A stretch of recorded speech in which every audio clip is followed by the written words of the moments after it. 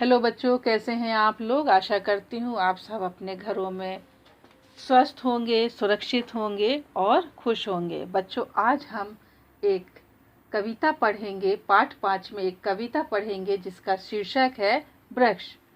और इस कविता के माध्यम से जानेंगे कि वृक्ष हमारे लिए कितने उपयोगी हैं। वृक्ष धरती की शोभा है। वृक्ष धरती पर पर्यावरण को संतुलन बनाए रखने के लिए भी आवश्यक हैं। वृक्ष भी हमारी तरह सुख दुख का अनुभव करते हैं, सोते हैं और जागते हैं। हम देखेंगे कविता। अंकुर मिट्टी में बोया था, सपने में खोया था, नन्हा बीज हवा ने लाकर एक जगह बोया था।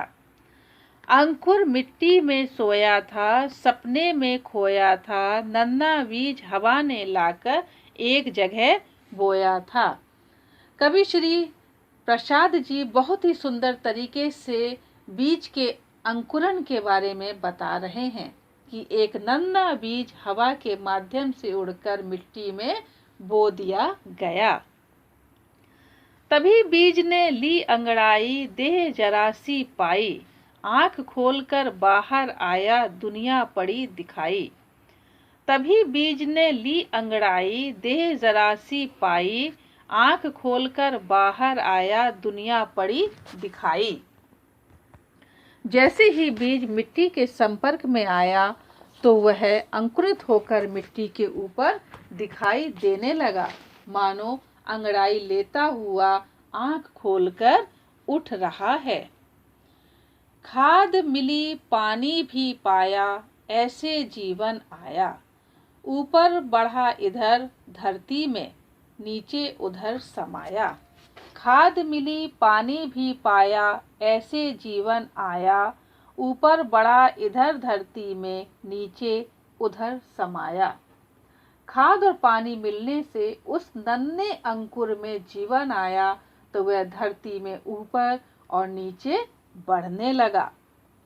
तने डालियां पत्ते आए और फूल मुस्काए, नन्हा बीज वृक्ष बन करके धरती पर लहराए। तने डालियां पत्ते आए और फूल मुस्काए, नन्हा बीज वृक्ष बन करके धरती पर लहराए। कवि के अनुसार वही नन्हा बीज तने, डालियां, पत्ते और फूल बनकर मुस्कुरा रहा है और साथ ही वृक्ष बनकर धरती पर लहलहा रहा है। जीता मरता रोगी होता, दुख आने पर रोता। वृक्ष सांस लेता बढ़ता है, जगता है फिर सोता। जीता मरता रोगी होता, दुख आने पर रोता। वृक्ष सांस लेता बढ़ता है, जगता है फिर सोता। कवि इन पंक्तियों के माध्यम से बताना चाहते हैं कि वृक्ष हमारी भांति ही जीता है, मरता है, रोगी होता है और दुख आने पर रोता भी है, और साथ ही साथ जगता, सोता और सांस लेता और बढ़ता है। रोज रोज शाम को चिड़िया आती, सारी रात बिताती, बड़े सवेरे जाग वृक्ष पर ची ची ची ची गाती। रोज शाम चिड़िया आती, सारी रात बिताती, बड़े सवेरे जाग वृक्ष पर ची ची ची ची गाती। शाम होने पर चिड़िया बसेरा करने के लिए वृक्ष पर आती और रात बिताती हैं और बड़े सवेरे जागकर वृक्ष पर चींची की ध्वनियों में गाती हैं। छाया आती बड़ी सुहाती, सब टोली जुट जाती, तरह तरह के खेल वृक्ष के नीचे बैठ रचाती।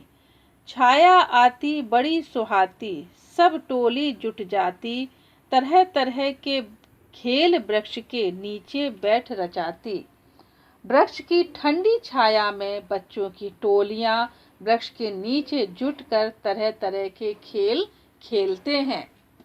तो बच्चों, आज आपने देखा कि किस तरीके से कवि ने वृक्ष का सुंदर तरीके से वर्णन किया।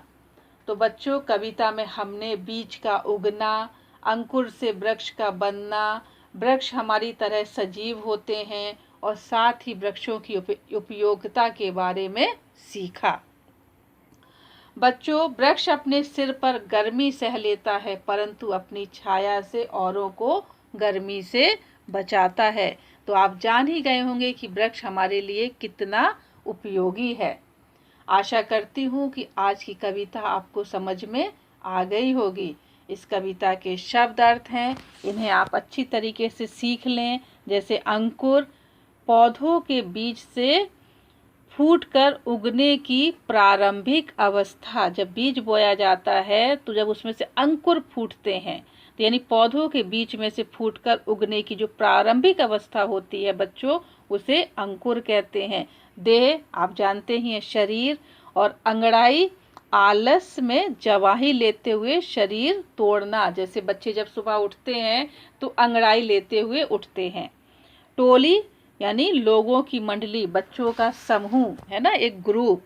तो बच्चों आप देखें इसके प्रश्न उत्तर भी, जैसे कि बीज किसने बोया था, अंकुर कहाँ सोया था, रोज शाम सवेरे वृक्ष पर क्या होता है, बोने के बाद बीज में क्या क्या परिवर्तन हुआ, नन्हा बीज क्या बन गया, वृक्ष और प्राणियों में क्या समानता है, और वृक्ष की छाया में जुटी टोलियां क्या करती हैं।